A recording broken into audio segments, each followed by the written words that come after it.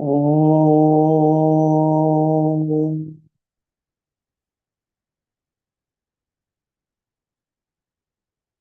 Om.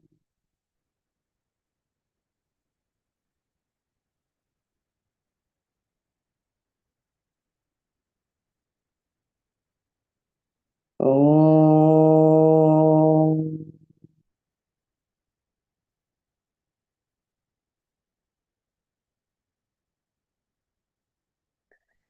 Om Sahana Vavatu Sahano Bhunaktu Sahaviryankaravavahai Tejasvinavadhitamastu ma vidvishavahai.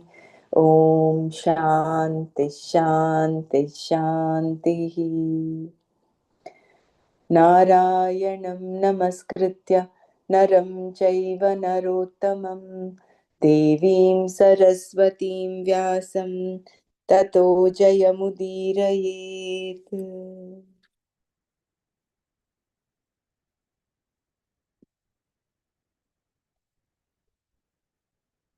So we'll do a recap of verse number 47.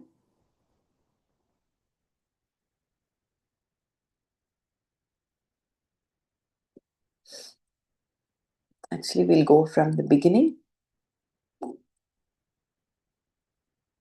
and we'll see if we can give one full reading and then we can do Manana on this.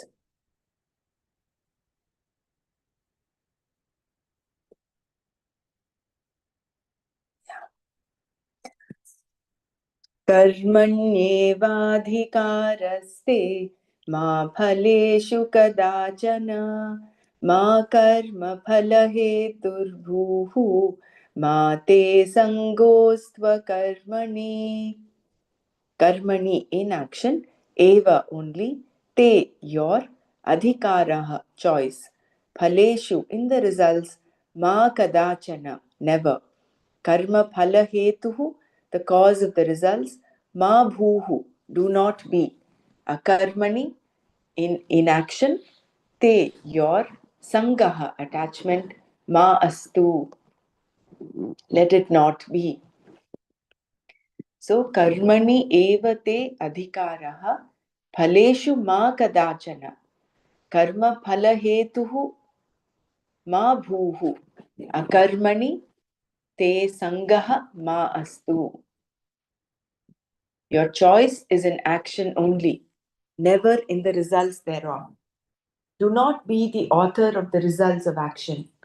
Let your attachment not to be to inaction.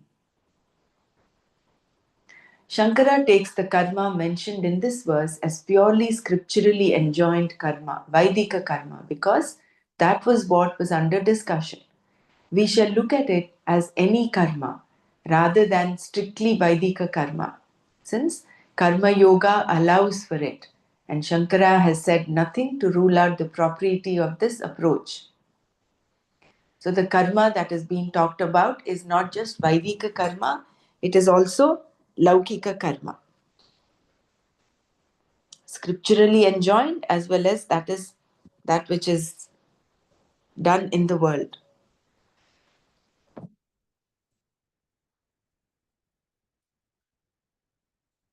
The word adhikara here means choice, your right, something over which you have power.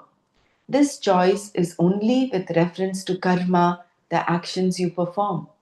At no time, ma kadachit, however, is there a choice with reference to the results of actions, phaleshu. Thus, with reference to all actions, you have a choice. But with reference to the results thereof, you have no choice whatsoever. This is a very simple statement of fact. Even for Vaidika karma, there is a choice. You can do it, you need not do it, and you can do it differently. This capacity to do, not to do, and to do it differently makes you a karma adhikari. An animal, on the other hand,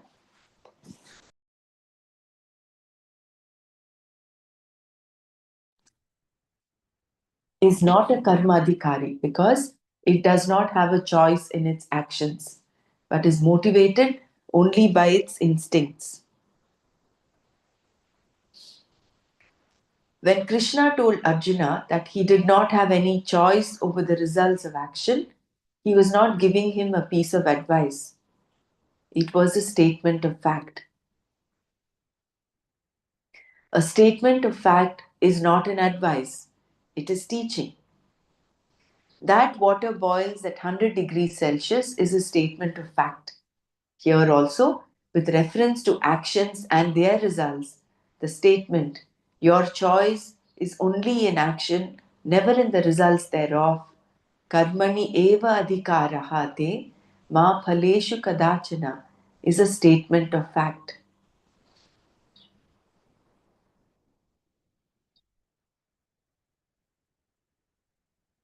The definition of Karma Yoga. Yoga is defined in three different ways in the Gita. The Karma Yoga that Krishna is praising is defined in two ways in this chapter. The first is evenness of the mind is called Karma Yoga. Samatvam Yoga Uchyate.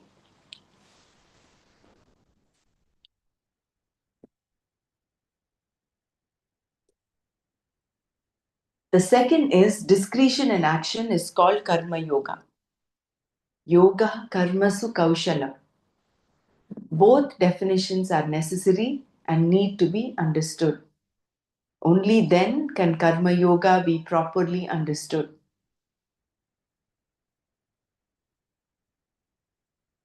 Samatva and Kaushala are defining words for Karma Yoga. Samatva is based on the sentence in the present verse, Karmani eva adhikaraha te ma phaleshu kadachana. Samatva means sameness, and sameness of mind is Karma Yoga. Karma is also definitely involved in Karma Yoga. Otherwise, there would be no Karma Yoga. The third definition of Karma Yoga is dissociation from the association with pain. This is given in the 6th chapter. So, without karma, there is no Karma Yoga. There can be karma without yoga, but without karma, there can be no Karma Yoga. If Karma Yoga implies karma, then there must be sameness, samatva, with reference to karma. Let us see where the sameness is possible.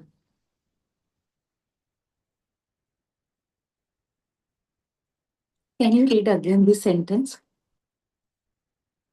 So, without karma, there can be no Karma Yoga. There can be karma without yoga.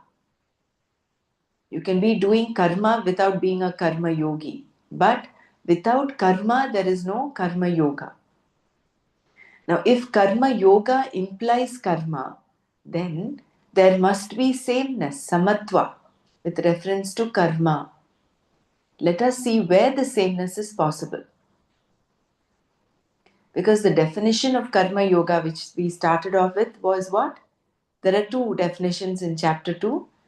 Actually, there are three. The first is Samatvam Yoga Uchyate. Second is Yoga Karmasu Kaushalam. And the third is dissociation from the association of pain. So, the Samatva, when we're talking about sameness, it has to be with reference to karma, right? So, where in karma is the sameness, is what is going to be explained. Sameness is not possible in the karma itself because you cannot do the same karma during the entire day, day after day, throughout your entire lifetime. Cooking is one karma, eating is another, and stirring the food in the pot is yet another. Removing the pot from fire is a different karma altogether. The karmas are therefore endless, sitting, standing, switching the stove on, switching it off, and so on. Obviously, then, the karmas cannot be the same because they are different.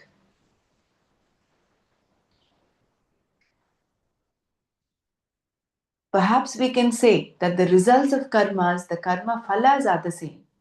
Again, it is not possible. When you heat water, for example, there is one result. And when you switch off the stove, there is another, entirely different result. The water that was hot slowly becomes cold as it loses its heat. Thus, different karmas are done for different results. The results vary. If you do not get a different result when you switch the stove on and off, you have a different kind of problem in that the stove is not functioning properly. Normally, the results will be different. Thus, neither karmas nor their results can be the same. In fact, different karmas are done for different results. Every karma is desire based. Every action presupposes desire. Therefore, desire also cannot be the same. I do different karmas because I want different results. Desires are meant for results alone, and the results are different. Thus, samatva is not in the karma, its results, or the desire upon which the karma is based. In fact, samatva can only be with reference to your attitude concerning the results of action. While you have a choice over your action, you are helpless with reference to the result. You are not Ishvara. You are just an individual with limited knowledge, limited power, and ever so many desires. You have countless likes and dislikes, ragadveshas to be fulfilled. Therefore, you undertake various activities.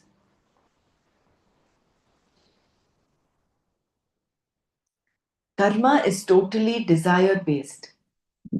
So it is derived that, before we go to the next paragraph, it is derivation is that the samatva, the sameness, cannot be with respect to karma, its results, or with the desires that prompt the results, desires that prompt the karma. So the samatva is possible only with respect to the attitude towards the results.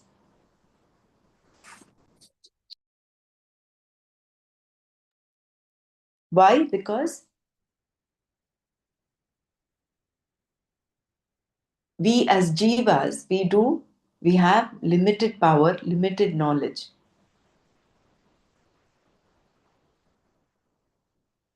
And we are held by these raga dveshas, and therefore countless desires to be fulfilled, and therefore various activities. Karma is totally desire based. Whatever be the nature of the karmas you do, they are all meant for fulfilling your raga dveshas, commonly called desires. Raga is with reference to what you want to have, what you want to retain, and dvesha is with reference to what you want to avoid, what you want to get rid of. That you want is kama, desire. What you want is defined in terms of either raga or dvesha.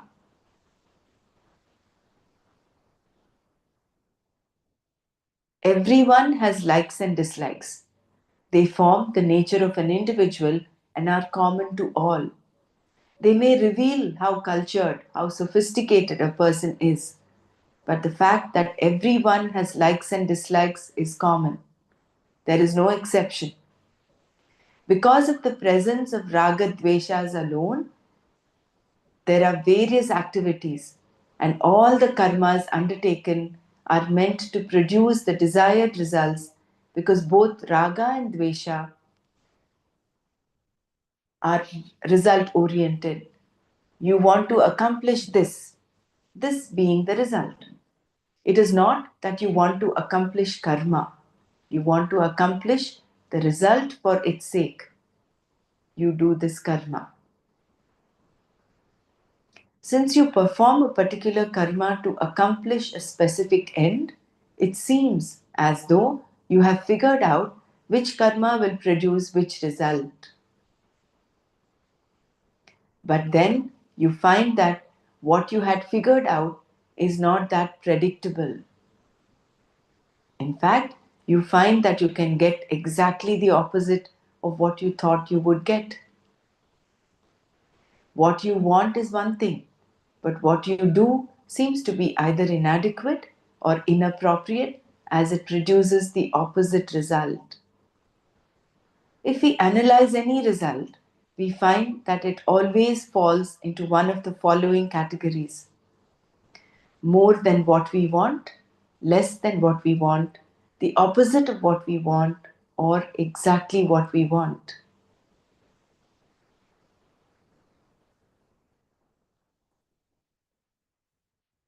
If you want to cross the road and you do so, finding yourself on the other side, you got what you wanted. The result was as you expected. If you wanted to cross the road to catch a bus, and while doing so, someone offered you a ride right to where you were going, you got more than you expected from crossing the road. Had you not crossed the road to get to the bus stop, you would not have met the person who offered a ride. Or, having wanted to cross the road, you may have found yourself in the hospital, having only reached the middle. The result can be entirely different from what you wanted. You may have wanted a job, but instead, the person who interviewed you for the job you did not get sold you what turned out to be a winning lottery ticket. You did not get the job you wanted, but you did get something entirely different, and in this case, most desirable: $1 million. All these situations are possible because you are not omniscient.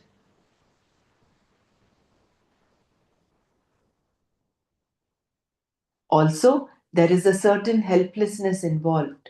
Therefore, keeping all your fingers crossed may not be enough.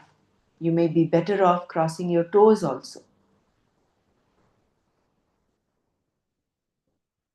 What is up the sleeve of the future is always a wonder because we simply do not know what is coming next. We do not even know what our next thought is going to be, even after having lived for 40 or 50 years. Yet we talk about the future. This then is the helplessness of the individual, the jiva.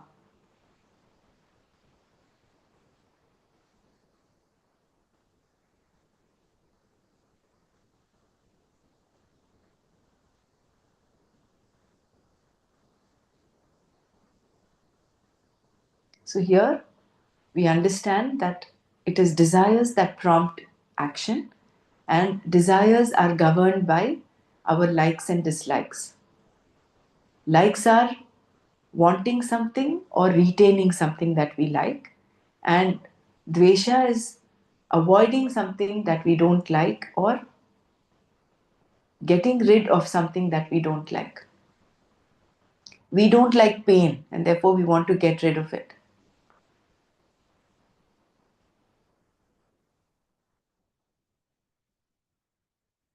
And this desire is influenced by several factors: the food we eat, the company we keep,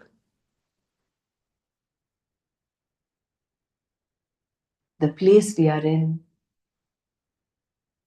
and of course our own samskaras, our own past. What the last thing about the what influenced the desire is from what Gurudev has explained about what desires, how are desires influenced, what is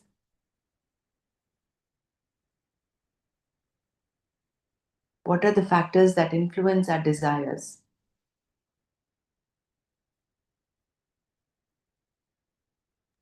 In yesterday's satsang, Gurudev said the intelligence is everywhere, and on depending on that, also we have a thought and desires. All will come up, isn't it?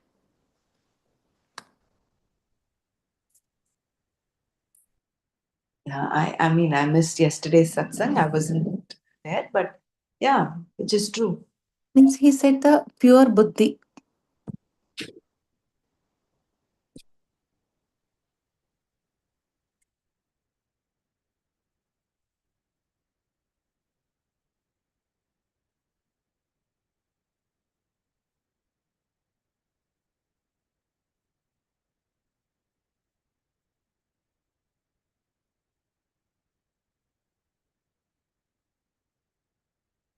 With respect to desires and company, if you're in the company of people who are, say, watching movies a lot, then you automatically might get a desire to watch a movie because you'll be influenced by that company. But if you're keeping company with satsanga, with something which is related to knowledge, then accordingly your desires will be chiseled.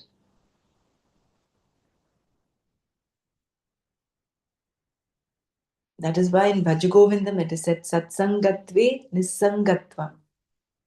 Nissangatve Nirmohatvam. Nirmohatve Nischalatatvam. Nischalatatve Jivan Muktihi. So that satsang is such an important aspect of our spiritual evolution.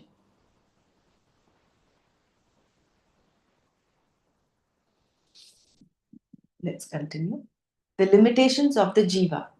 Wherever the jiva is, power wielded by that jiva is limited. Even Indra's wings are clipped. He does not have total overlordship because there are other domains where he is not even given entry. He may say, I am Indra, and still be told to leave. Someone might say, you might be Indra in your own loka, but here you do not even have the status of a mosquito. Get out. Thus, we find that no one's wingspan enables him or her to go everywhere. Such freedom, such limitlessness in terms of knowledge and power is not there for anyone. Our knowledge and power are both limited. For want of knowledge, we cannot avoid what we want to avoid. Knowledge is not limitless. If it were, there would be no problem. Exactly what I want to happen would happen. I would know that this action would produce this result. I would know that this action would produce that result.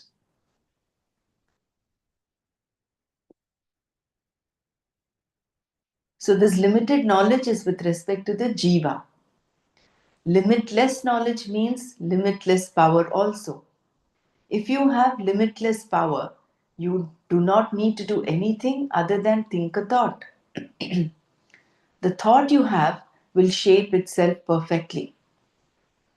God did not commit a mistake when he thought that an avocado would be the fruit that has a big pit. It was meant to be that way. It would not be an avocado if it did not have a big pit. An apple, on the other hand, should not have a big pit. Only then is it an apple. This is how the creation is. When there is omniscience, the thoughts are clean and complete. Nothing needs to be done. Thus, God did not need 6 days to create the world. It is not that on the first day God did this, and on the second, third, fourth, fifth, and sixth days he did a few more things. Or that, having created everything else, he found that there was no light and had to put up a sun up there. How could he have done all those other things with no light? How could there be a first day without a sun? A day is due to the sun alone. Nor is it that God was doing a job that required him to do certain things on the first day so that he could paint on the next. On the third day, he did not look at what he had done before and decide that it was unsatisfactory and rearrange the whole thing. God is not an architect. If the Lord is omniscient and omnipotent, all that is required is a sankalpa, a thought. Even we, as mere mortals, do better in our dreams. We think of a world and it is there in front of us. If we think of a mountain, the mountain is up. If we think of a lion on the mountain, the lion is there. If we think of an African jungle, it is all there. We need not do anything, nor do we have to go anywhere. It is all there. We created it. And if we want everyone to come and see our creation, they come in droves, in every imaginable means of transport. because we have the capacity to create them all in an instant. A capacity similar to this in the Lord, of course, is what is meant by omnipotence. That is why he is called a Satya Sankalpa, one whose thought, Sankalpa, is true, Satya. When the thought is there, the whole thing is there. This is omnipotence.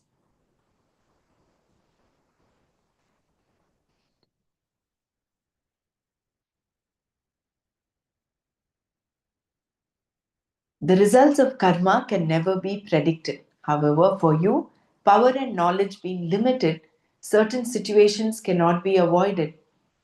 For want of power, you cannot avoid certain illnesses or accidents, like falling from a tree. You know that you are falling, and you may even know that you are accelerating downwards at a speed. All this you know very well, but so what? Down you come. It matters not whether you are a great physicist or an ignoramus. One may know all the reasons as to why he or she is falling, the gravitational force, and so on, while someone else has no understanding of gravitation at all. All that is known is that he or she is coming down. But for want of power, neither of them can avoid falling.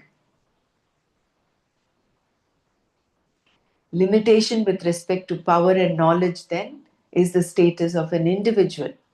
If this is so, Krishna's statement that one's choice is only over action, karmani eva adhikaraha te, is very important. You may say that there is really no choice because so much is determined by your past and so on. But that is an endless debate.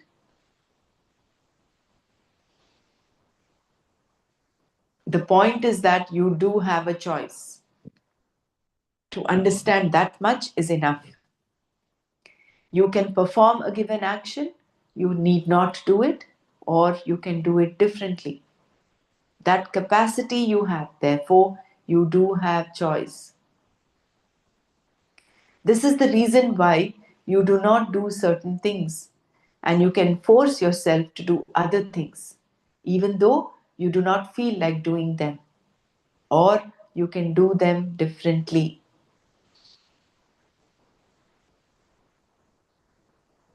So, given that our actions, our desires that prompt the action is governed by several factors, but the ground reality is that we have a choice over our action.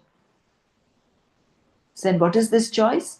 Which is different from that animals have. Animals only have instinctive action. But we have, as human beings, we have the choice to do, not to do, or do otherwise. If a desire crops up that I want to maybe eat gulab jamun, I have a choice to do, not to do, or do it differently.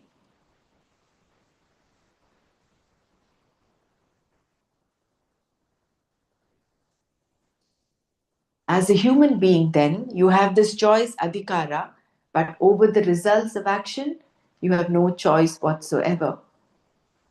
Once you perform the karma, the result is taken care of. What choice do you have?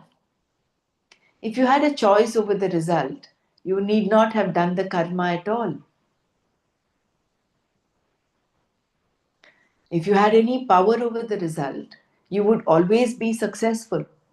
But because you are not omniscient, you do not know that a certain karma will produce a certain result. No one knows the ways of karma. To know how karma is going to produce its result and what result it is going to produce is very difficult to figure out. This is because your own past karmas may be inhibiting the results of the present karma. Thus, all we know is good and bad luck. Sometimes we find ourselves in the right place at the right time, and at other times we are in the right place but not at the right time. In order to get the desired result, I have to be at the right place at the right time. But I do not always know which is the right time and place. I can only keep trying. This means that there seems to be an element called luck involved here, but we do not call it luck. Instead, we refer to it as previous karma. It is the cause effect relationship. If the cause effect relationship is understood, there is no question of luck. It is simply replaced by past karma.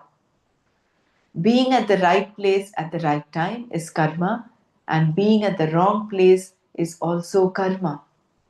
Therefore, we really do not know. We can only go by our choice, our free will.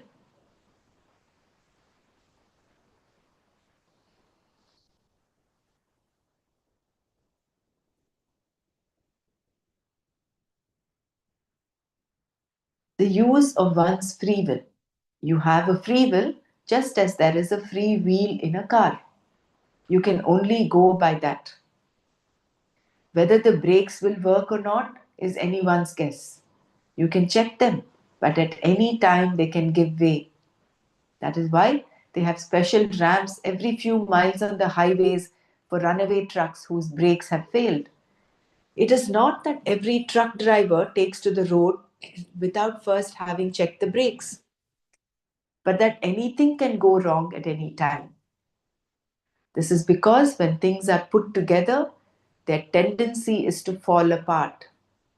Whether it is a human system or any other system, the tendency is always the same. This tendency to fall apart applies to relationships and houses also. In fact, we often spend more time maintaining our house than living in it.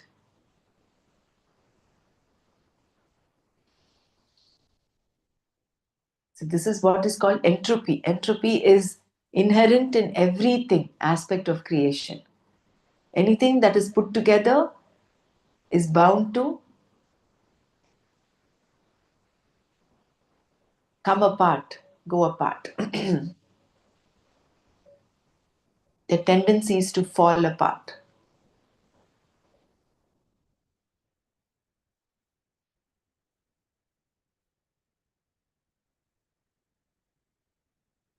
Therefore, here you can only go by your free will. There is nothing else you can do. What the result will be depends on so many unknown factors that it is always a question mark. Whether what you want from a particular karma will happen as you expected is anyone's guess. Since you do not have a complete choice over the results of action, you had better recognize this limitation. Limitation here is not helplessness. Helplessness is felt only when you do not accept the limitation, and therefore it has a negative connotation, whereas acknowledging limitation is being objective. Therefore, dismissing the concept of helplessness from our minds, we recognize our limitations as individuals. Because there is a limitation in knowledge and power, I cannot figure out exactly what I want, nor do I know exactly what any given action will produce.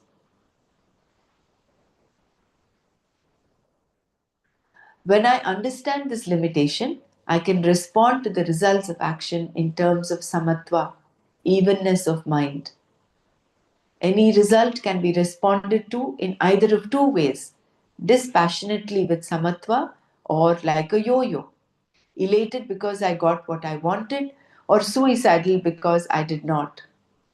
And if someone saves me from suicide, I will respond again like a yo yo, feeling that I could not even commit suicide successfully, thereby developing yet another complex.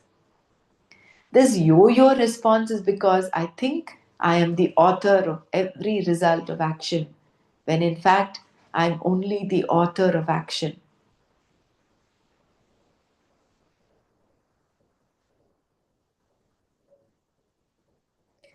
Depression is created by some. onerous responsibility you have assumed, one that is absolutely illegitimate. You take what does not belong to you and then smart under it because you cannot always produce what you want. This is a fact. Then why do you not just accept the fact? All that is required is to accept it objectively, to accept that this is how the creation is. This is what you are made up of, and no one else, even a Swami, is made any differently. All human beings have the same types of limitations.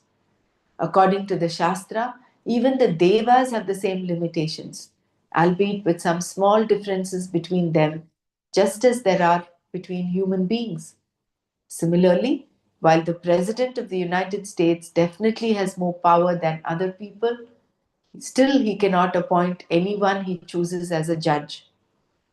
Once he realizes that he does not have a majority, he begins to withdraw quietly, proving that even presidential power is limited. Everyone's thumb has its size. Even if it swells, it can only become so big.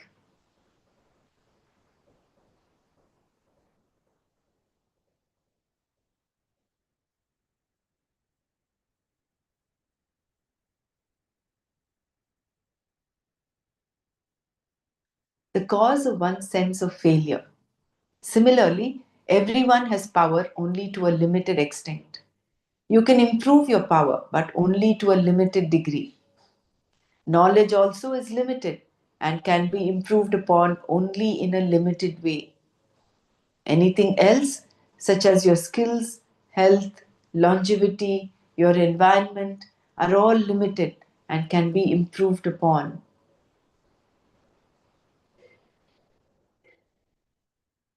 But the improvement is always limited.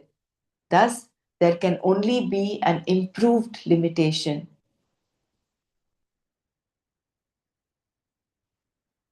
If this fact is understood clearly, then you do not take up the responsibility of authoring the results of action as you like.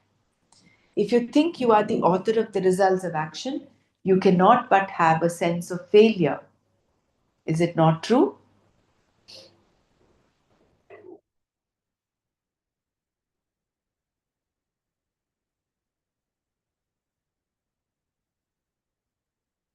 I'm going to repeat this paragraph again.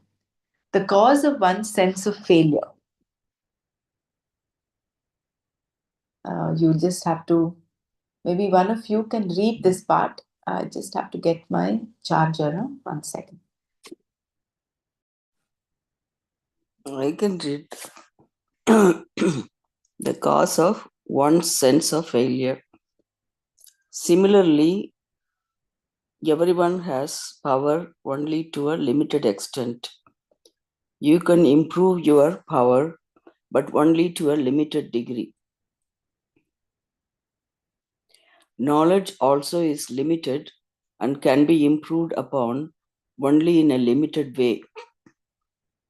Anything else, such as your skills, health, longevity, your environment, are all limited and can be improved upon. But the improvement is always limited. Thus, there can only be an improved limitation. If this fact is understood clearly, oh, excuse me.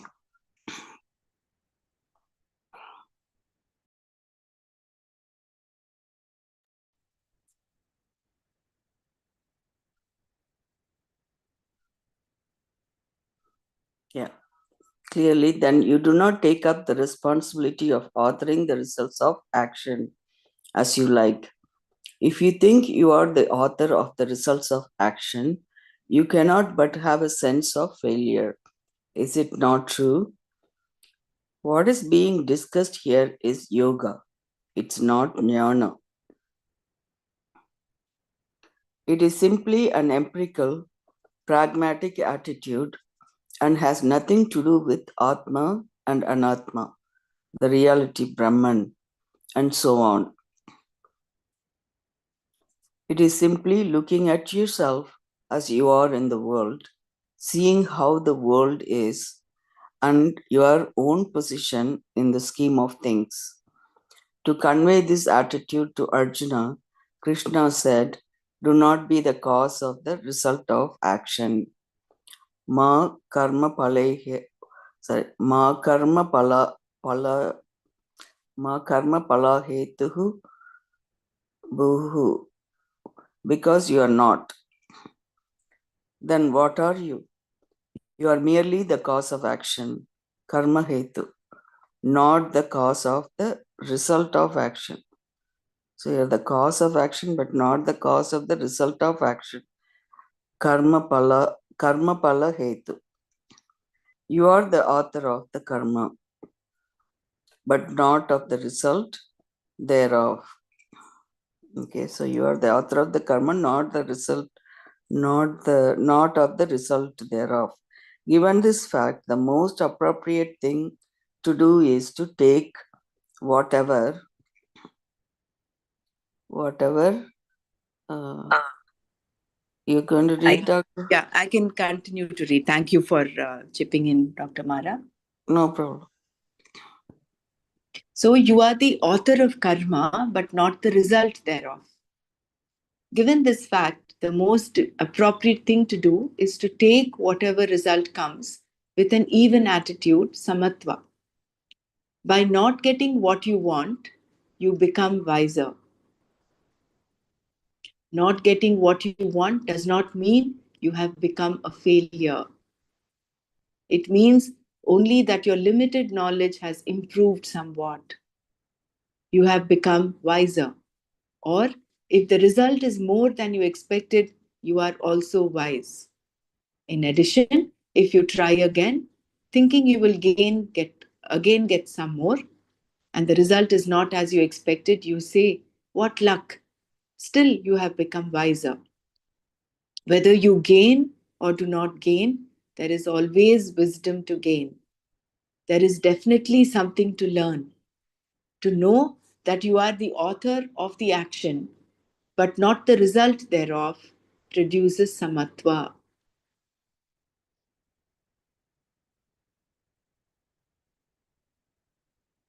In this context, samatva is nothing more than a pragmatic attitude. To make it karma yoga, we have to go one step further because karma yoga implies the acceptance of Ishvara. Unless you accept Ishvara, there is no karma yoga. There are a lot of people who are pragmatic and who take whatever happens in their stride and then proceed because they know it is all in the game of living and doing. They are more or less pragmatic, more or less objective, because of course they have had their bad days. This is simple samatva.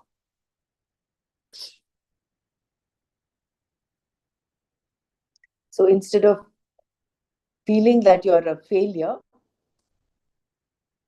the cause of one sense of failure is because we think we are the author of the result of action. Rather than that, when we realize we are only the author of our action, then every so-called failure is actually will make you wiser, and you develop that samatva. Karma yoga requires the recognition of Ishvara, but just samatva is not sufficient. Karma yoga requires the recognition of Ishvara. Samatva as yoga, on the other hand, requires one more aspect, recognition of Ishvara. Once we say the result of one's action is not within our control and that it is taken care of, the next question is, what is it that takes care of it?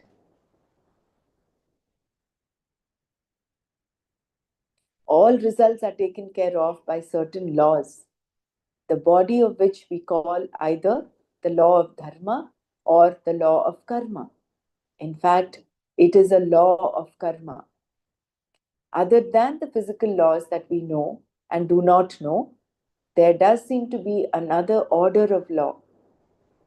We are always finding orders within orders. For example, when you lift your hand, physical laws are naturally at work. But there are also many other laws involved.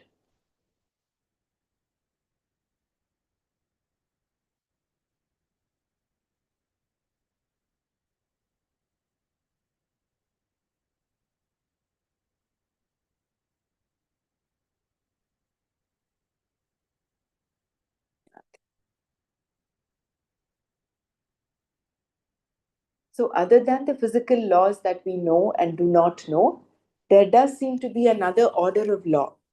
We are always finding orders within orders. For example, when you lift your hand, physical laws are naturally at work. But there are also many other laws involved. Lifting the hand involves will. You have a thought and up it goes.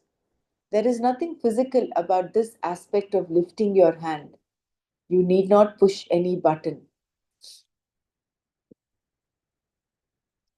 Thus, although we find that this physical body, this anatomical structure, is standing on this earth according to physical law, it is born into this world by certain biological as well as physical laws.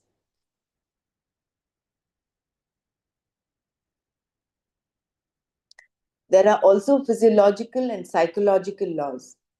We find then that there are laws within laws, so that when I perform a simple karma, even my past karmas may infringe upon the result that I want from this particular action. We really do not know if this happens or not, because we find ourselves lucky or not very lucky. We appreciate that there is some law at work. Whatever is the law that governs the karma and its result is the law of karma. And that law of karma includes various other laws also.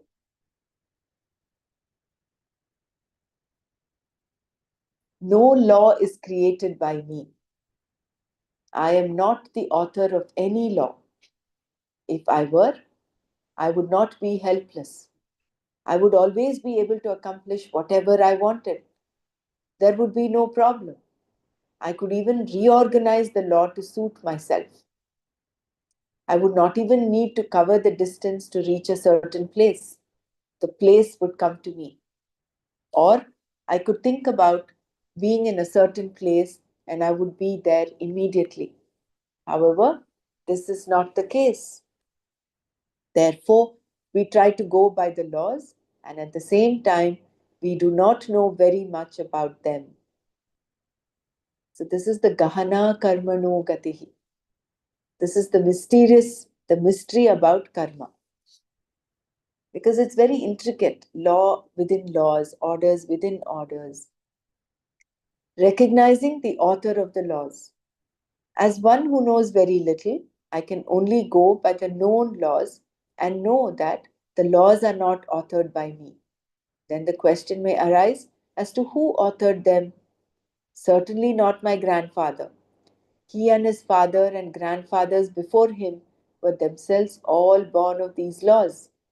They existed because of the laws, and they left the planet because of the same laws.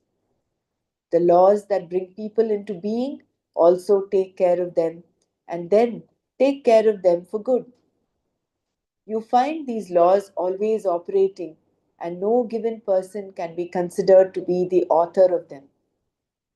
To recognize the author, then, is to take one more step.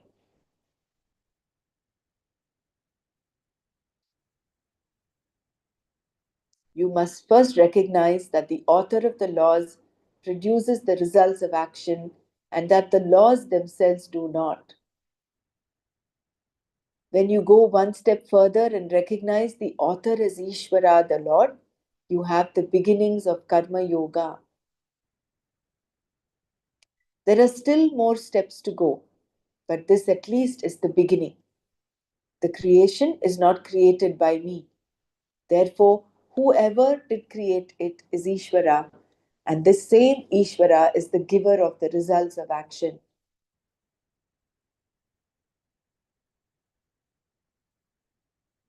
When you receive money from someone month after month, The postman is the one who actually gives you the money.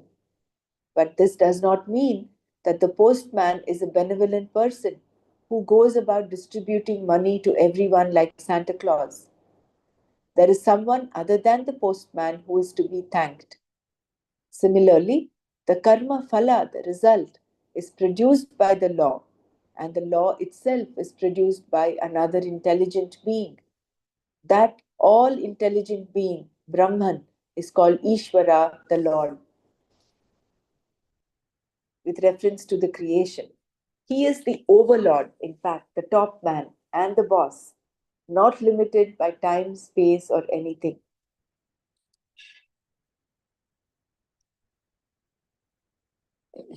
The nature of the author. The Veda comes in here to address the question of the author and his creation. From that Brahman alone, the five elements are born. Therefore, with reference to the creation, that Brahman is considered to be Parameshwara. Not only is he Parameshwara, the author, the maker of the creation, Nimitta Karana, he is also the material. This is another important point. Because the world, Jagat, is Mithya, having no independent existence apart from Brahman, it requires only a Mithya cause called Maya.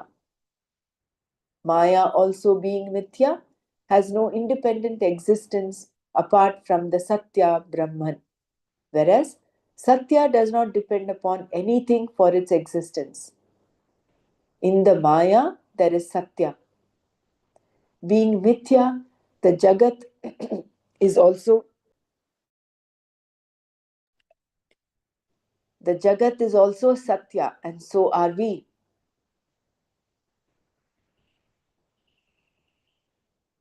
It is not that originally there was Brahman and now we have to cross over everything to reach that Brahman. Everything is Brahman. Wherever there is Mithya, there is Satya, and that Satya is the basis, Adhisthana for everything. Therefore, that Parameshwara himself, who is Param Brahma and who is the cause of the creation, Nimitta Karana, who is omniscient, Sarvagna, and omnipotent, Sarva Shaktiman, is also the material cause of the creation, Upadana Karana. Thus, he is not only the maker of the results of action, but also the very law, the very result of action, in fact. Because our topic is Karma Yoga, we will not go beyond this point here, since to do so becomes Jnana.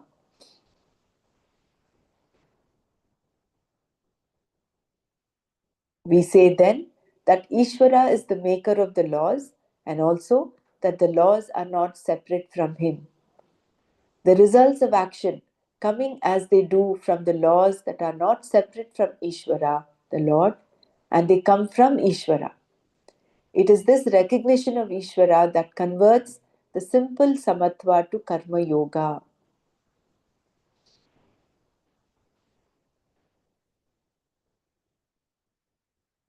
Without Ishvara, what we have been discussing is nothing more than a pragmatic approach to life. But here we are dealing with a purely religious approach, which is entirely different because it recognizes Ishvara, the Lord, as the giver of the results of action, karma phaladata, and oneself as only the doer of action, karma karta. Therefore, to be a karma yogi, one has to accept Ishvara.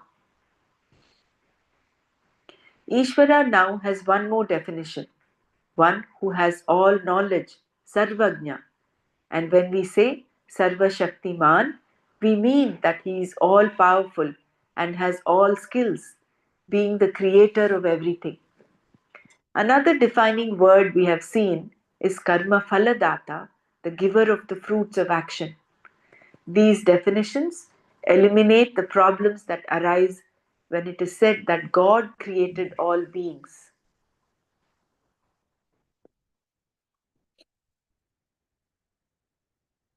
I may naturally ask, Why God created one person blind and another lame?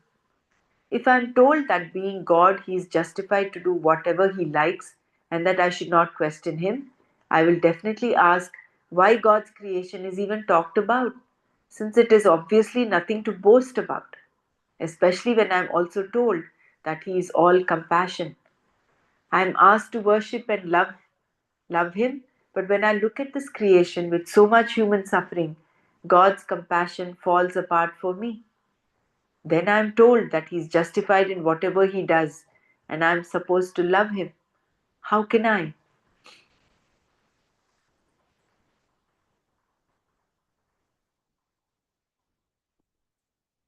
The explanation for human suffering. The answer to all of this is that not only is He the Creator, He is also the creation. The individual jiva is non separate from and therefore not different from Parameshwara. The individual self, Atma, is Brahman, and therefore all that is there is the Atma that is Brahman. The Atma, the Jiva, is not created. When you say a person is created, it is only with reference to a given physical body at a given time. The Jiva is due to ignorance alone, and ignorance being beginningless, the Jiva is beginningless, Anadi. The subtle and gross bodies, Sukshma and Sthula Shariras, are born in the sense that the subtle body, Sukshma Sharira, always adapts itself to the gross body, Sthula Sharira. We also find that the Sukshma Sharira is always in keeping with the Sthula Sharira it adapts to. Thus, only a cat's Sukshma Sharira is present in a cat's body and not a human Sukshma Sharira. Otherwise, the cat will not mew at you. It will talk to you saying, "Come on, it's morning, get up." We find that in this world of living beings, in each unit of creation, there is there is a Sthula Sharira which is in keeping with one's karma phala. Ishvara, defined as the karma phala data, is not to blame. So, why one is blind, why one is lame, is based on their own karma phala. Because Ishvara is not, he does not create, as in, he does not create someone lame and blind. He is not prejudiced, he is not biased. He is only the giver of the karma phala. Nor do you need to justify Ishvara's action either. To do so would only be justifying your own. You did it, you got it. You asked for it, you have had it.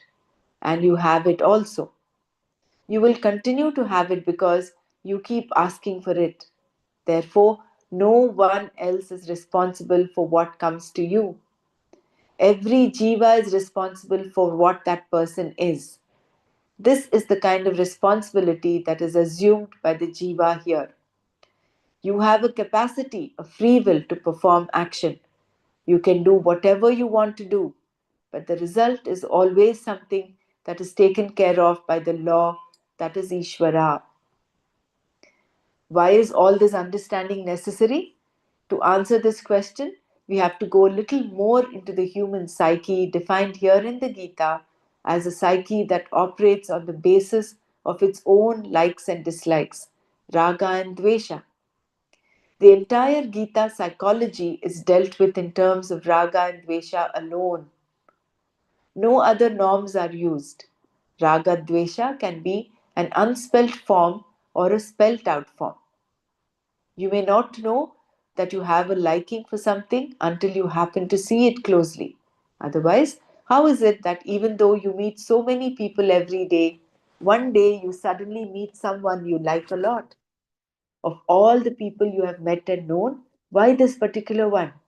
In fact, it is a wonder to your family and friends that you chose this person as your life partner when someone else whom they thought more suitable was already after you.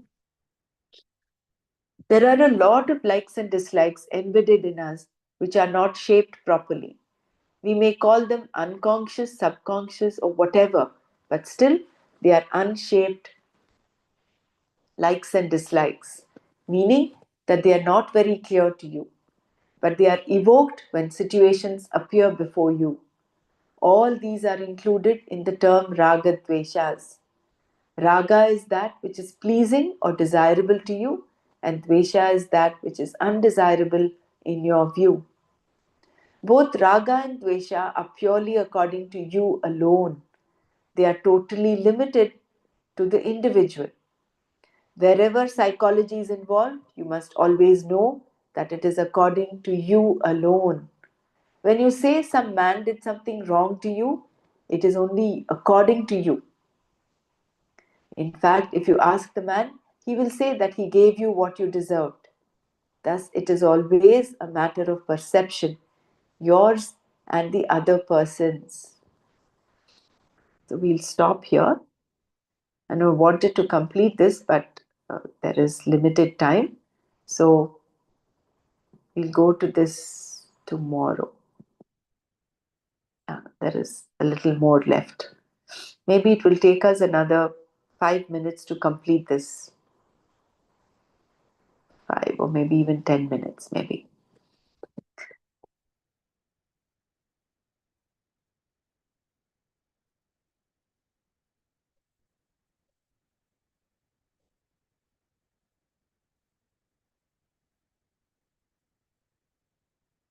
So maybe if all of you are okay with it, I will just complete this part so that we have this verse done.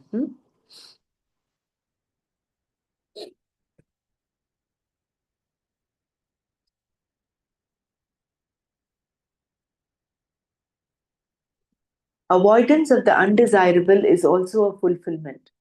What should you do when your whole life is dedicated to the altar of raga dveshas? To fulfill dvesha, you must stall what you do not want to happen. And when you succeed, you're very happy that you avoided it. Some people have become great devotees simply by avoiding what could have been a very serious accident. They say that God saved them. When you avoid something unpleasant, it is a great relief. People talk as though it is a great accomplishment, when really you did not accomplish anything. The incident that could have created a problem for you simply did not happen. Still, you are so relieved that you become a devotee. Why?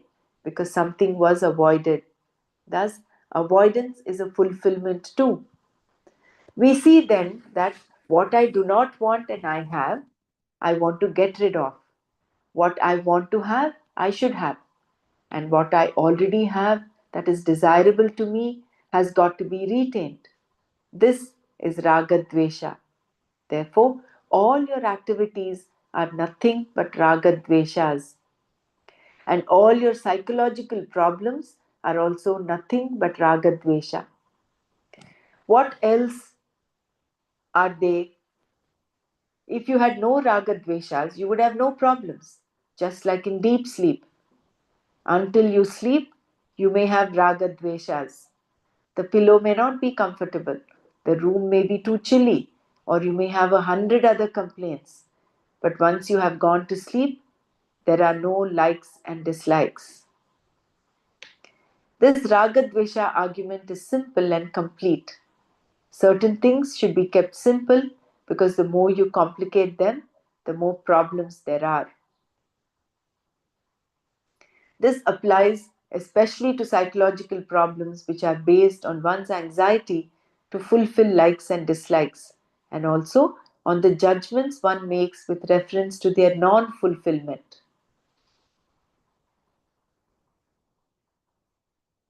The necessity for karma yoga is because people are in the hands of raga dveshas. Their behavior, their activities, their responses, and prejudices, cultural, racial, and otherwise, are all controlled by their likes and dislikes. All prejudices and preferences come under raga dveshas, whether they are binding or non binding. It is said that even gods have preferences. When we worship Lord Ganesha, for example, we offer him a sweet modaka that we say he likes. This is based, of course, on our own likes. Thus, we impute our own ragadveshas to Bhagavan also. We say Ganesha likes this, Shiva likes that, and so on, so that we can deal with the deity as a person. You cannot deal with someone without preferences. But the idea is that our preferences should be non binding. Preferences should be non binding. In everyone's life, there are preferences that are non binding in nature and others that are binding. Preferences that are binding in nature are the ones we have to deal with. About those that are non binding, we need not do anything. In fact, the Gita Shastra does not deal with them at all because they are not a problem. Whenever the Gita talks about raga dveshas, it does so in terms of one's binding likes and dislikes only. Even the one teaching the Gita, Krishna, the Lord, had preferences. For instance, he always chose the flute. He did not come with a guitar or a veena. We know that he knew what he was talking about, as evidenced by his life.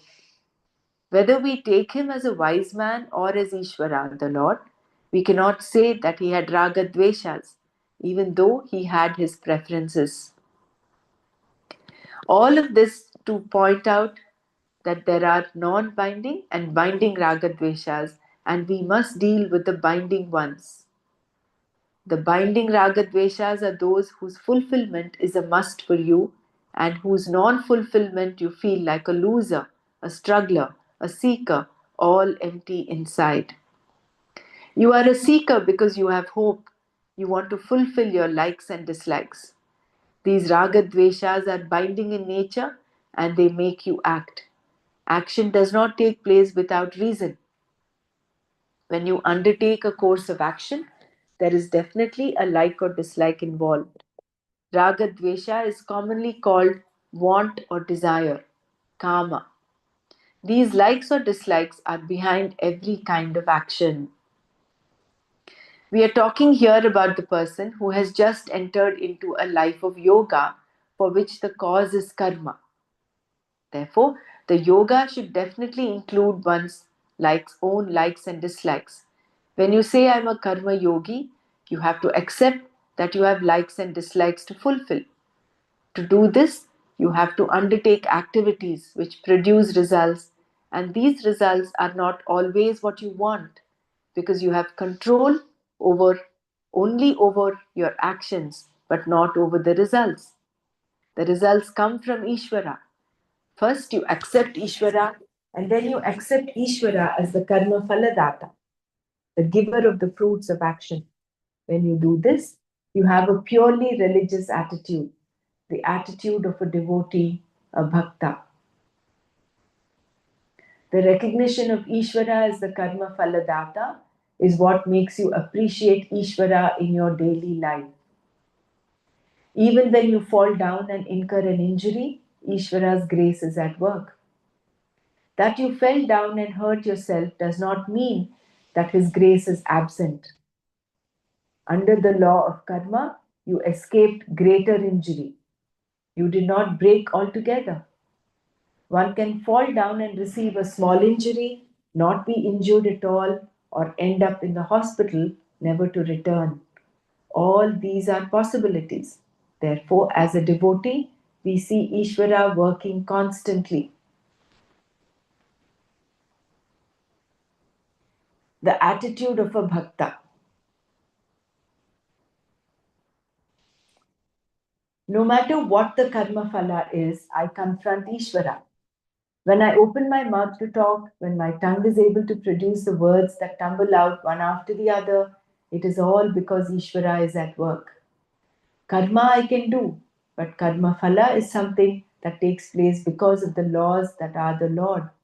Therefore, every action producing a result, even a small action like opening and closing the eyelids, is the work of the Lord. In every action, there is an intended result that sometimes happens and sometimes does not. It is all according to the laws. Therefore, as a bhakta, a devotee, I continuously confront Ishvara as I receive my karma phala. Since every result comes from Ishvara, I take it as prasada, a Sanskrit word that does not have an exact English equivalent. The word grace has a somewhat intangible connotation, whereas prasada covers both the tangible results and the intangible, the grace. When I offer a fruit to the Lord, it comes back to me, given to me from the altar. The fruit that comes back is called prasada. For an English word for prasada to exist, the concept must be there, and it is not there. A dieting person may refuse a laddu, but not when he comes to know that it is from Tirupati Venkateshwara. What converted the laddu into prasada? The tangible laddu becomes prasada because the person now knows that it comes from the Lord. Therefore, what converts a karma phala into a prasada is purely a recognition that it comes from the Lord. It is not just a statement, it is seeing, understanding. This is where the word experience can be used, if at all. It is a way of looking at the whole thing. Recognition that Ishvara is the karma phala data converts every karma phala into prasada. Therefore, prasada is not an object, it is a way of looking at an object. Prasada is purely symbolic. If a person with diabetes eats laddus, his blood sugar levels will definitely rise. Not because he is eating prasada, but because he is eating laddus. Prasada is an attitude, a way of looking at an object, which itself is born out of understanding that it comes from the Lord. Therefore, prasada can be anything: a fruit, a leaf, a sugar crystal, a laddu, or even a child. Because in India a child is looked upon as prasada, there are many people who are named as prasad. Anything that comes to you as karma phala, as a gift from the altar of Ishvara, is called prasada, which includes the attitudes with which you receive it. Prasada is not received and then cast away disrespectfully. It is received in a certain manner. It is this prasada then that brings about samatva, sameness of mind. Once everything is prasada, I have nothing really to complain about. I have only something to learn. Therefore, when the karma phala comes, I take it as prasada. If it is more than what I wanted, I take it as prasada. If it is less than I wanted, it is still prasada. And if it is exactly what I wanted, opposite to what I wanted, or different from what I wanted, it is all prasada. As every karma phala comes, there is a sameness in your reception of it. This is what Krishna is saying here when he tells Arjuna not to be the cause of karma phala. The karma phala hetu is Ishvara, not Arjuna. Arjuna is the cause of action, but not the cause of its results. Further, Krishna said, let there be no attachment to inaction. Akarmani sangaha ma astu. Action itself is not the problem. It is your response to the result of action that is the problem. Thus, inaction here means fear of action, not of action as such, but fear that the results you want will not come. Even before you begin doing an action, you expect to fail. Therefore, Krishna told Arjuna that karma itself is not binding, nor does the karma phala bind him. It is his response to the karma phala that makes karma seem like a bondage. Thus, let there be a love for action, but let the results be received by you as prasada.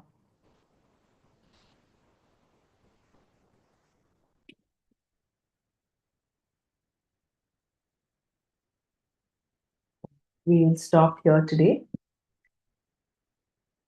Let this sink in. Let this, whatever we've heard and listened and understood, sink in. and then we'll come back again tomorrow.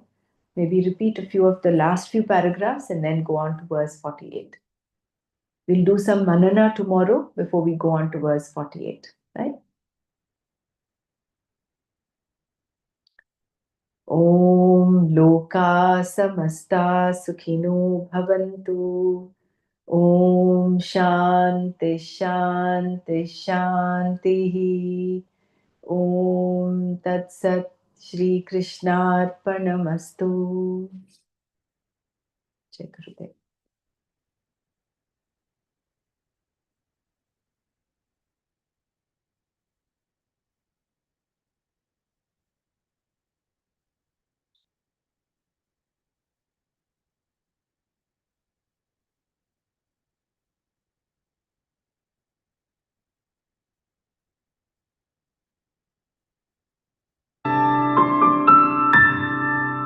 तीन बार ओंकार करते हैं, सब रीढ़ की हड्डी सीधा रखें.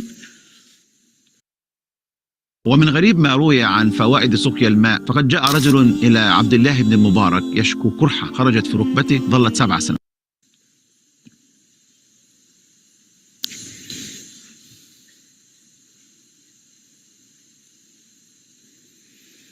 गहरी सांस लीजिए और छोड़ें.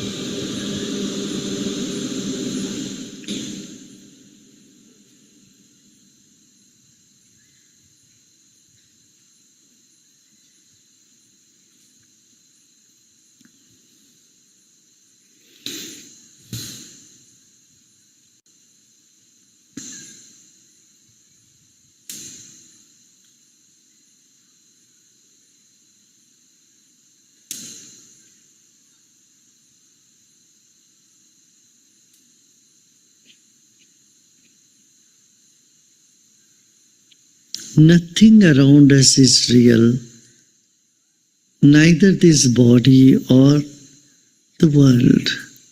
शरीर और हमारे परिसर में जो भी है ये सब समाप्त हो जाने की ही है. ये कुछ भी सत्य नहीं.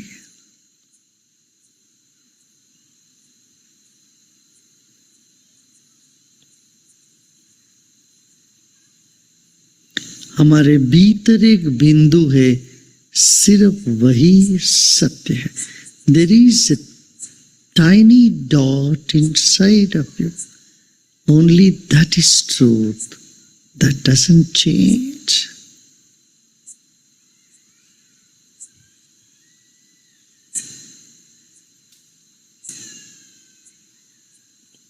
You are a witness to everything. आप सबके साक्षी हो.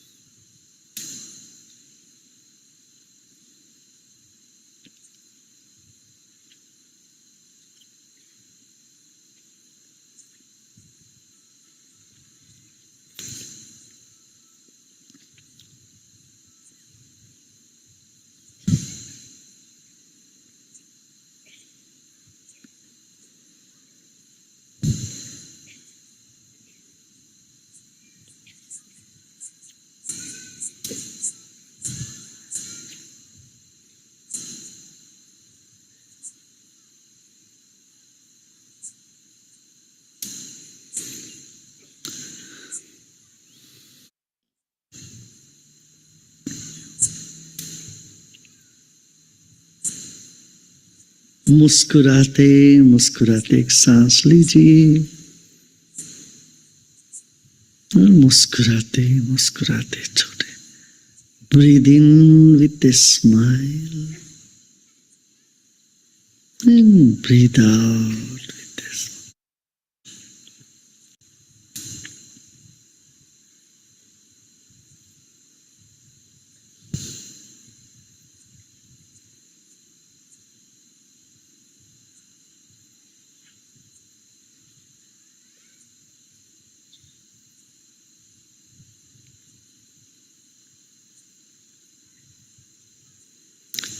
Om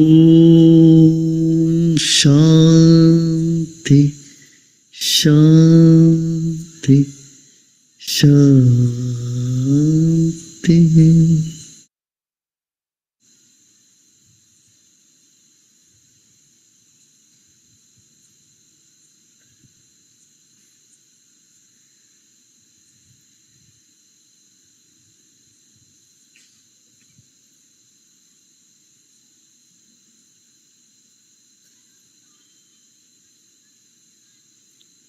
Then slowly and gradually become aware of body and surroundings.